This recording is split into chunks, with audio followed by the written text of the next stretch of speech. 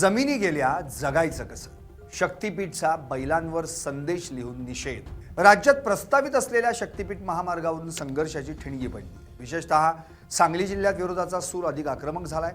आपल्या जमिनी वाचवण्यासाठी शेतकऱ्यांनी चक्क आपल्या मुख्य प्राण्यांनाच निषेधाचं माध्यम बनवलंय। सांगलीतील घोगावमधील एका शेतकऱ्याची ही व्यथा पाहून कोणाच्याही काळजात धस्स होईल। शेती वाचवा, जमीन आमच्या हक्काची, नाही कोणाच्या बापाची हे शब्द कोणत्याही बॅनरवरील नाहीत, तर एका हातबल पण लढवय्या शेतकऱ्याच्या भावना आहेत। घोगाव येथील शेतकरी पंडित मारुती कोळेकर यांनी आपल्या लाडक्या बैलांच्या अंगावर हे शब्द लिहून सरकारचा निषेध नोंदवला। शक्तीपीठ महामार्गाच्या नावाखाली सुपीक जमिनी हिरावल्या जात असल्याचा आरोप करत घोगावचे शेतकरी आता रस्त्यावर उतरलेत। पंडित कोळेकर यांच्या कुटुंबाची तब्बल 4 हेक्टर जमीन या महामार्गावर जाणार आहे। ही जमीन म्हणजे केवळ मातीचा तुकडा नसून कोळेकर कुटुंबाच्या जगण्याचा एकमेव आधार आहे। पंडित कोळेकर स्वतःच्या शेतीसोबतच याच बैलजोडीच्या मदतीने इतरांच्या शेतात मशागत करून आपला उदरनिर्वाह करतात। मात्र आता हा महामार्ग त्यांच्या उपजीविकेवरच घाला घालणार असल्याची भीती व्यक्त होतीये। आमची जमीन डोंगराच्या कडेला आहे, तीच गेली तर आम्ही जगायचं कशावर? ही जमीन आमच्या हक्काची आहे। जर शेतीच राहिली नाही तर या मुख्य प्राण्यांना काय खाऊ घालायचं? आमचा पारंपरिक व्यवसाय आणि आमचं अस्तित्वच धोक्यात आलंय।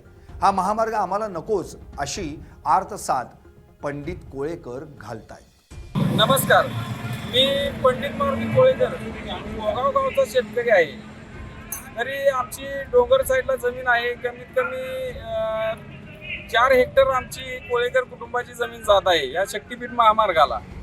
तर अशी परिस्थिती आहे आज सध्या। आमचं जे जीवन आहे ते सर्व पूर्ण शेतीच्या जीवावर आहे। हा माझा बैलाचा व्यवसाय। मी दुसऱ्यांच्या शेतामध्ये सुद्धा बैलाची कामं करायला जातो, मेहनतीची। आज अशी परिस्थिती आहे की या शक्तीपीठ महामार्गाला हजारो एकर जमीन जाणार आहे। हजारो एकर जमीन गेल्यानंतर असे अनेक कुटुंब उद्ध्वस्त होणार आहेत। शिवाय आमचा हा व्यवसायही बंद पडणार आहे। आम्ही ही जनावर जगवायची कशावर? आम्ही जगायचं कशावर? हा मोठा प्रश्न निर्माण झालेला आहे। आमच्या जनावरांच्या पण अगदी अस्मितेचा विषय आहे। आणि माझं परिपूर्ण मत आहे की पूर्ण हा शक्तीपीठ महामार्ग रद्द करून आम्हाला शासनाने सहकार्य करावे। ज्या बैलांना शेतकरी पोटच्या मुलांप्रमाणे जपतो त्याच बैलांच्या अंगावर निराशाईने लिहिलेला हा संदेश आज सरकारला प्रश्न विचारतोय। शेती वाचवा ही केवळ मागणी नसून अस्तित्वाची लढाई आहे। शक्तीपीठ महामार्ग रद्द झाला पाहिजे, हा वाळवा पलूस तालुक्यातील प्रत्येक शेतकऱ्याचा निर्धार आहे, असं शेतकऱ्यांनी म्हटलंय।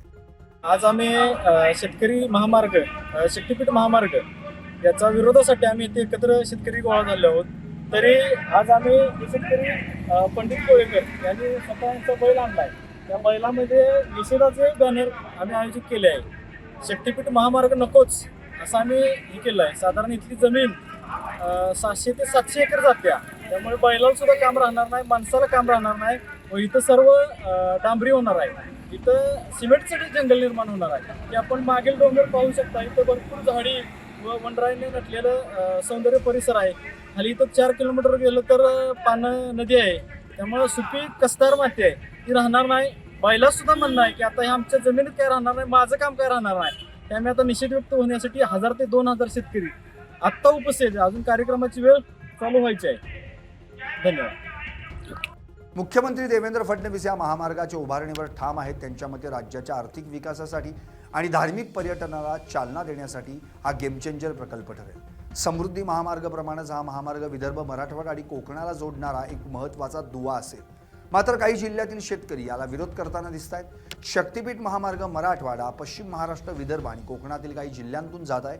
मात्र या महामार्गाला सांगली, कोल्हापूर जिल्ह्यातील शेतकऱ्यांकडून मोठ्या प्रमाणात विरोध होताना दिसतोय। कारण या दोन्ही जिल्ह्यातील शेती समृद्ध आहे, मुबलक प्रमाणात पाणी आहे। या महामार्गामुळे सुपीक जमिनी जात असून शेतकरी रस्त्यावर येण्याची शक्यता आहे। सांगली जिल्ह्यात शेतकऱ्यांच्या आंदोलनानं जोर पकडला आहे। विकासाच्या नावाखाली आमची संस्कृती आणि उपजीविका नष्ट करू नका अशी आर्त हाक इथला बळीराजा देतोय। मुक्या प्राण्यांच्या माध्यमातून दिलेला हा इशारा आता सरकारच्या डोळ्यात अंजन घालणार का, की प्रगतीच्या घोडदौडीत सामान्य शेतकऱ्याचा बळी जाणार, असा प्रश्न निर्माण झालाय। Bureau report, LS Marathi.